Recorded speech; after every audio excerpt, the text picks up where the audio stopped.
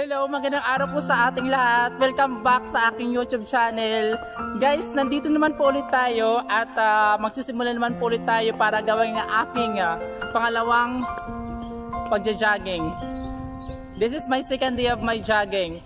Now, meron tayo pong makakasama sa araw na ito, sa umagang ito, ang aking kaibigan na nakilala ko pa sa Dubai.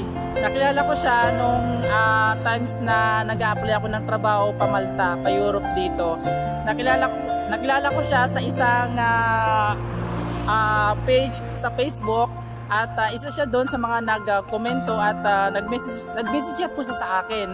At tinawagan ko po siya kanina bago po ako magsimula mag-jogging. At sa awa ng Diyos, siya yung isang kaibigan na she's one call away lang, guys.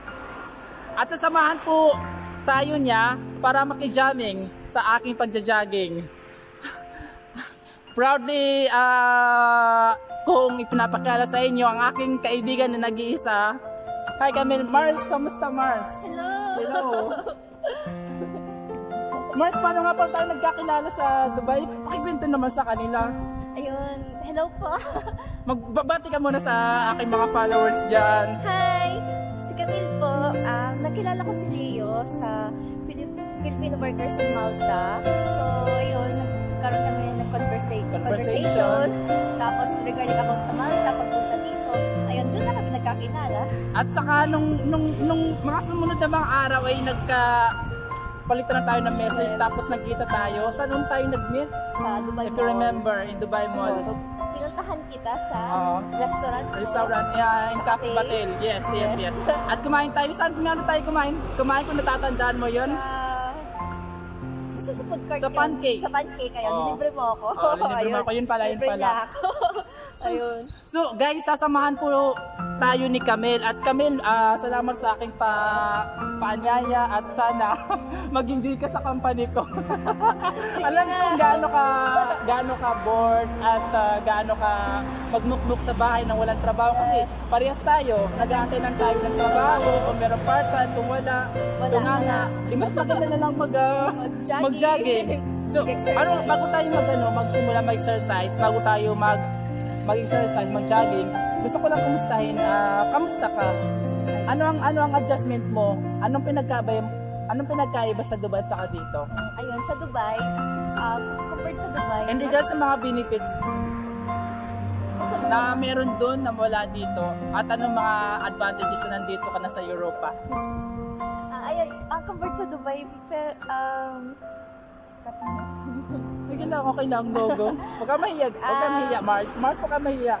Ikaw, sa pagkaka... Sa akin, ang dami kong natutunan. Isa sa napagtanto ko is dito sa Europa, kailangan unang-una sa lahat, kailangan maging matatag ka, maging madiskarte, na hindi lahat ng katulad ng kung ano ang comfort zone mo sa Dubai, wag mo nang dalhin dito sa Europa. Kasi ibang-iba dito. Katulad nga, kung sa Dubai, nasanay ka, provided yung accommodation, provided nila yung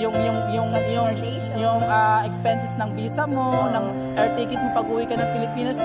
Pero dito sa Europa, ibang-iba po. Yan po pinagkakaiba. Yan po ang disadvantages. Pero kung meron po mga disadvantages, guys, meron din po tayong mga advantages. Camille, papaliwanag ko lang sa'yo, ano ba mga advantages? Ikaw, may Schengen visa ka. Ano ba? Saan ka ba pwede makarating? Ayun, pag sa Europe. Sa Malta lang ba? Sa Malta, pwede ako makarating ng Paris, saan pa?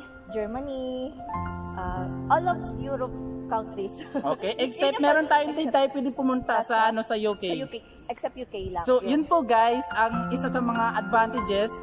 Bagamat hindi dito, hindi sino-shoulder ng employer or ng agency or ng company mo ang expenses ng visa mo or kahit ng work permit mo. Pero, sa ganito pamamaraan guys, makikita natin na magkakaroon tayo ng privilege na makapag-travel, which is isa yun sa pinagkaiba, malaking pinagkaiba kung nandun tayo sa Dubai. So, ang gagawin natin ngayon, at ito pangalawang tanong, ano na yung ano nang adjustment na natutunan mo dito sa Europa? Kumbaga wala na tayo sa Dubai, kumbaga kailangan natin i-embrace na nandito tayo. So ano na yung mga na-adapt mo? Ayun, sa environment, sa culture nila. Kasi sa Dubai, Muslim country. Yes. So dito, syempre wala nang masyadong mga Muslim.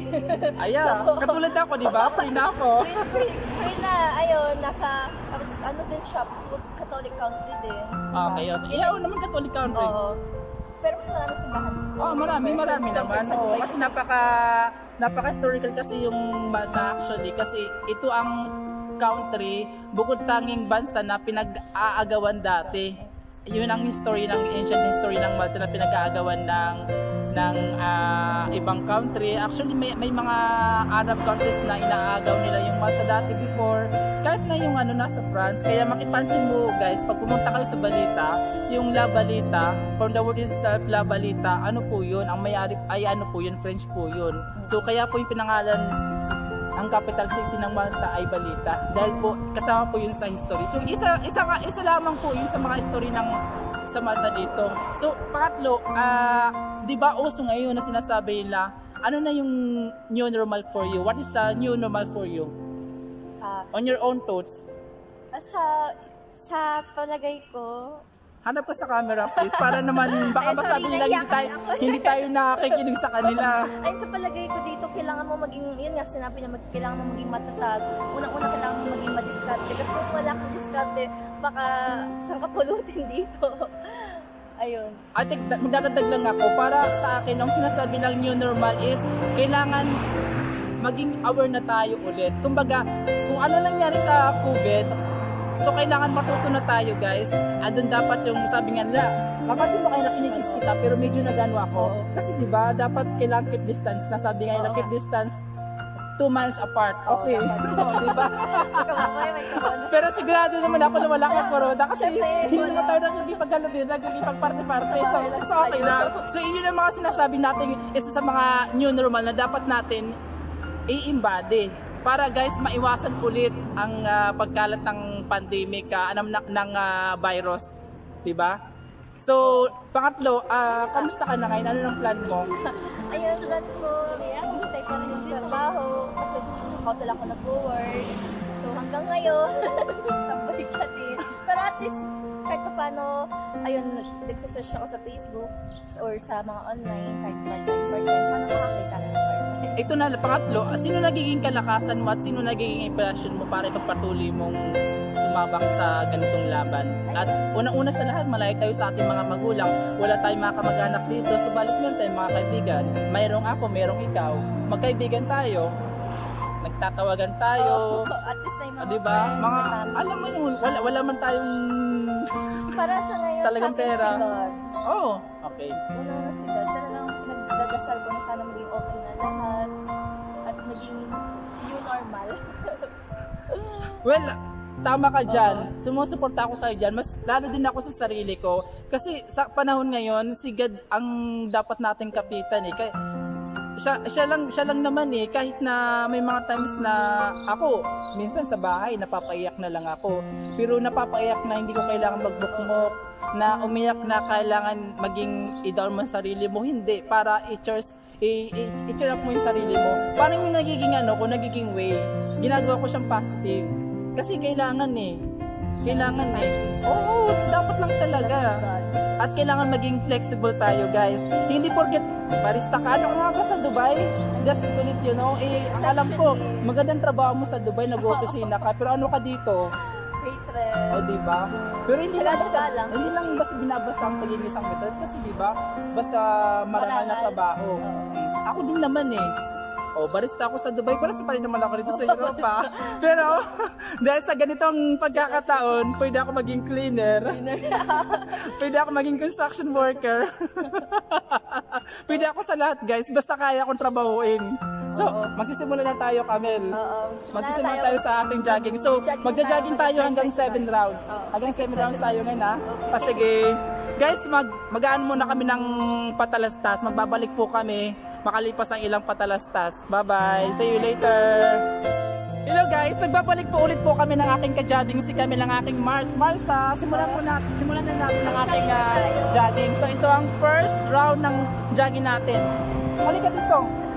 Round 1. Okay, start na tayo.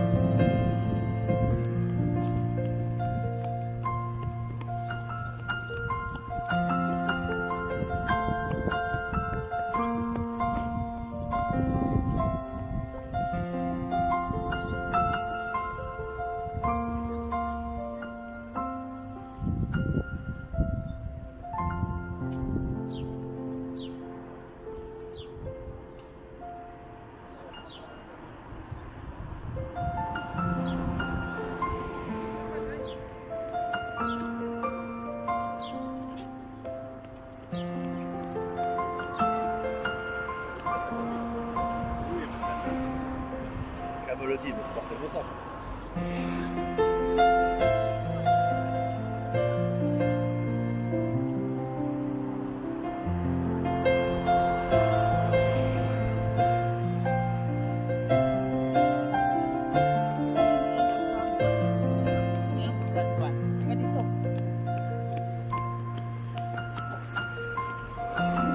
End of round 1. Guys, magbabalik po ulit po kami makalipas ang ilang patalastas. Ganito kaganda ang Malta. Mapapansin niyo ang karagatan ay napaka-kristal.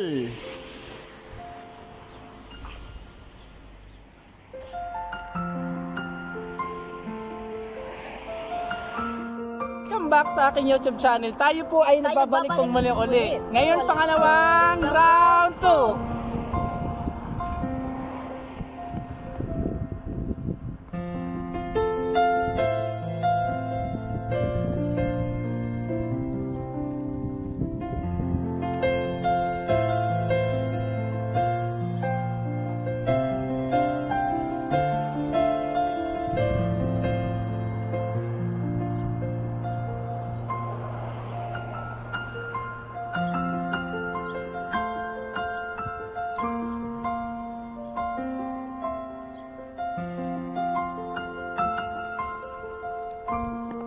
Dito, Mars.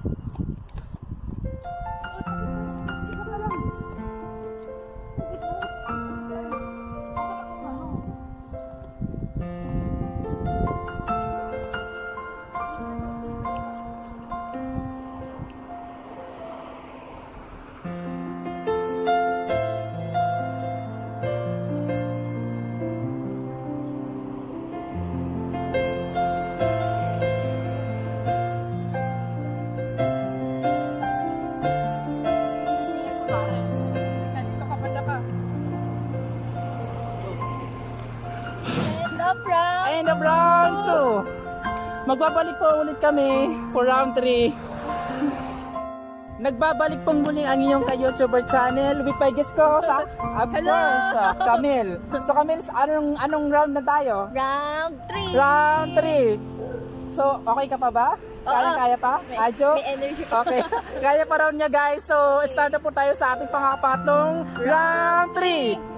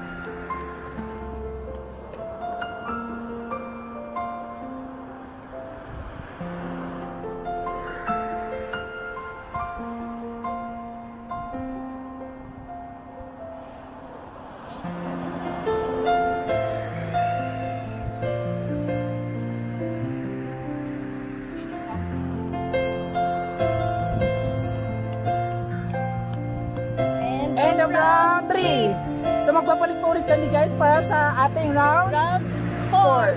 Antabayanin niyo po kami. Balik po muli ang inyong ka-YouTuber channel guys. Andito po tayo para sa ating commercial break with my guest co-host, of course. Camille and Leo. Here we are. And we're having a water break for 5 minutes. See? My water? And for me, hot chocolate. Okay, let's drink. Magbabalik po ulit kami para sa ating round 4. Welcome back sa aking YouTube channel. Guys, nandito na po tayo ulit dahil po ang aking kaibigan, ang aking Mars ay pagod na, hindi niya nakaya. So, ang ginagawa niya ngayon ay isa siyang cameraman.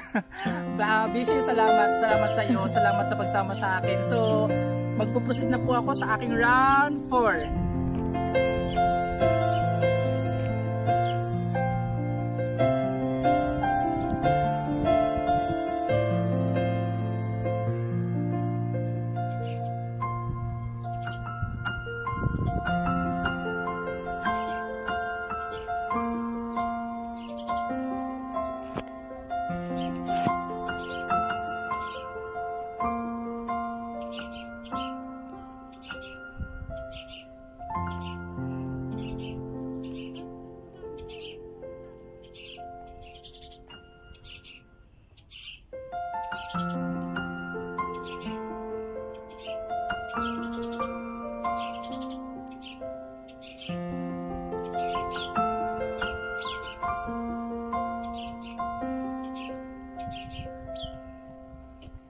Nakasog na.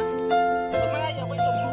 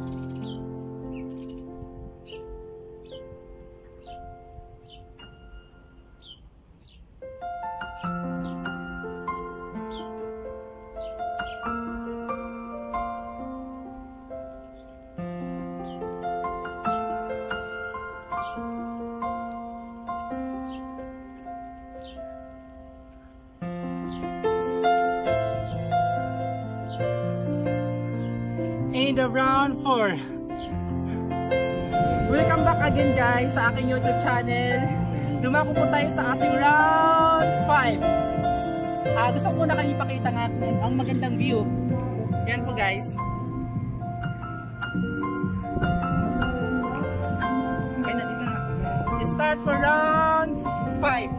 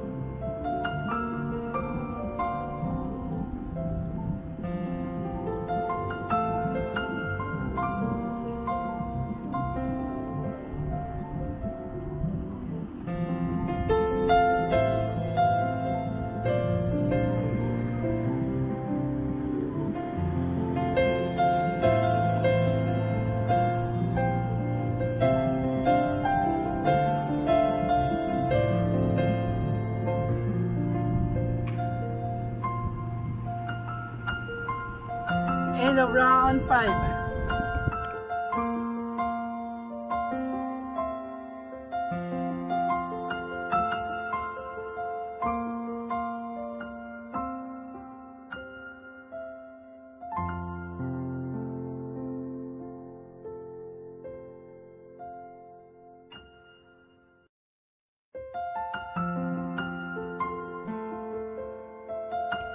Go. Round 6.